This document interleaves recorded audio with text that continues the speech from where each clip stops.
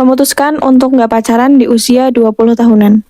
Hal ini berawal dari hubunganku yang kurang lebih sekitar 7 tahun sama temen SMA aku sampai kuliah. Jadi kurang lebih 7 tahunan kita menjalin hubungan yang diharamkan oleh Allah Subhanahu wa taala.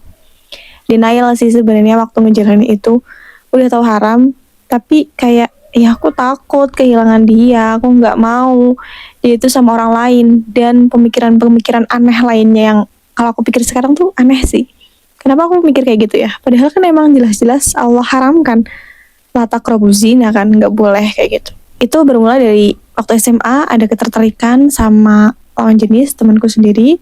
Terus kita menjalin hubungan, kemudian kuliah bareng. Ya, kebetulan aja sih kuliahnya bareng. Akhirnya itu tambah erat hingga pada akhirnya di 2023 itu udah selesai semuanya. Emang nggak mudah banget sih untuk kayak ngelepas gitu aja gitu ya. Tapi dari proses itu atau perjalanan itu, aku belajar bahwa ternyata ya itu tuh nggak boleh dilakukan. Memang diharamkan gitu loh. Terus aku memulai untuk upgrade diri aku sendiri. Aku mencoba untuk mengasah kemampuan aku, apa yang aku suka. Aku suka Korea. Pada saat itu pelampiasannya awalnya ke Korea dulu sih. Ke Korea, drakor, kemudian ada boyband gitu ya. Pokoknya ngikutin semua. Ibaratnya kayak pelampiasan setelah gak ada siapa-siapa di dalam hidup aku. Menurut aku itu juga bukan suatu hal yang salah. Kata kita melampiaskan kepada sesuatu yang kita suka. Kayak gitu. Bukan sesuatu yang gak dibolehkan. Siapa di sini yang bilang kalau K-pop itu haram? K-pop itu gak boleh. Tulis di kolom komentar. Aku bakal bantah itu. Jadi aku memulai untuk menyukai sesuatu hal yang baru, yang aku nyaman di dalam situ, aku ngerasa gak kesepian kayak gitu. Setiap hari pokoknya aku nonton drakor lah, kemudian dengerin musik K-pop lah. Ya, pokoknya keseharian itu kayak gitu terus, sampai akhirnya lupa sendiri. Dan semakin kesini, terima kasih K-pop telah menemani masa-masa sakit hatiku.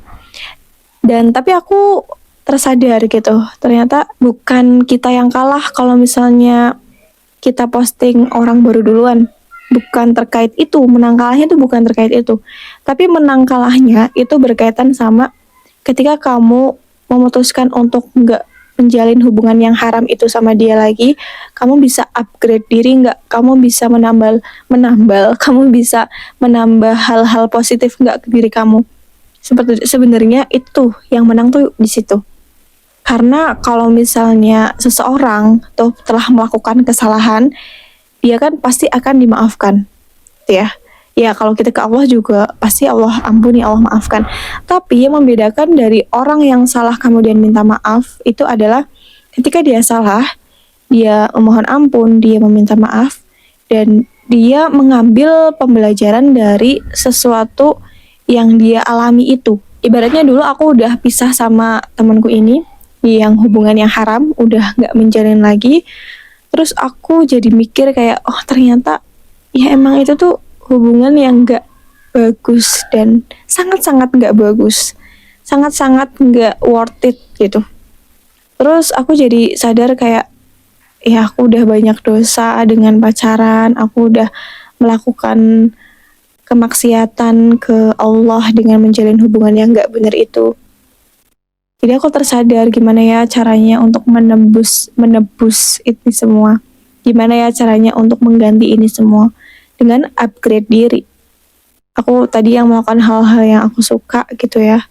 Kemudian aku coba untuk memperbaiki diri, menambah ilmu, menambah wawasan. Dan sampai sekarang ketika aku ngelihat dia kayak upload atau lihat postingan dia sama orang lain, gak masalah gitu loh. Aku gak peduli. Dan malah aku kayak alhamdulillah aku gak kayak dia lagi. Maksudnya gak yang udah mengakhiri hubungan yang haram, tapi melakukan hubungan haram lagi dengan beda orang kayak gitu. Aku bersyukurnya di situ, aku gak kayak dia lagi dan semoga gak kayak gitu. Karena ya sebaik-baik guru adalah pengalaman, ya gak sih? Aku jujur nyesal pernah melakukan hubungan haram itu, Dan aku memohon kepada Allah kayak senantiasa dikuatkan hati aku, karena di usia yang sekarang itu sangat-sangat nggak mudah banget buat nggak jalin hubungan. Kadang ada rasa ketertarikan, kok kesepian ya, pengen sama someone nih kayak gitu. Tapi balik lagi ke keyakinan bahwa itu tuh nggak boleh, itu tuh haram. Allah udah mengharamkan itu. Dan justru sangat-sangat rugi kalau kita ngejalin hubungan yang haram. Belum lagi misal berantemnya, belum lagi nggak perhatian, belum lagi kalau ditinggal tidur, segala macam. Aku mau cerita sedikit dulu waktu aku menjalin hubungan yang haram itu, posisi aku lagi skripsi juga, dan kalian tahu, aku bener-bener terseok-seok ketika mengerjakan skripsi. Di posisi itu ada salah satu momen aku patah hati banget karena diputusin pertama kali. Maksudnya putusin dalam jangka waktu yang panjang gitu ya.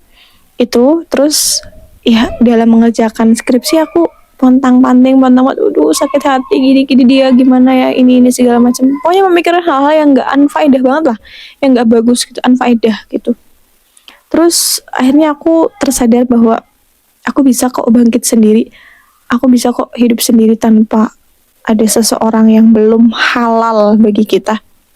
Aku bisa kok berkembang dengan diri aku sendiri, nggak perlu butuh perhatian dari kamu, nggak perlu ada yang ngingetin makan, karena aku kalau lapar ya aku makan gitu kan. Itulah alasan kenapa aku memutuskan nggak pacaran, adalah karena haram, karena nggak boleh, karena Allah telah mengharamkan itu. Karena suatu kemaksiatan itu akan menghambat semua kebaikan yang harusnya nyampe ke kita. Karena kita ada kemaksiatan, itu jadi mundur, nggak mau deket. Ya, naudzubillahi min dzalik, kan karena memang dari Allah Subhanahu wa taala juga udah memerintahkan la taqrabuz zina, jangan dekati zina, dekatinya aja nggak boleh, apalagi sampai melakukan hubungan yang haram itu, yaitu pacaran. Ya walaupun cuma chattingan, sleep call, gak ngapa-ngapain kok, tetap sama aja. Kalau emang udah jelas-jelas haram, walaupun seluruh dunia melakukan, tetap aja haram, gak boleh. Itu alasan gak pacarannya adalah karena haram, karena Allah gak membolehkan itu semuanya. Mungkin itu aja video dari aku, semoga bermanfaat, dan jangan lupa nantikan video selanjutnya. Wassalamualaikum warahmatullahi wabarakatuh. Annyeong.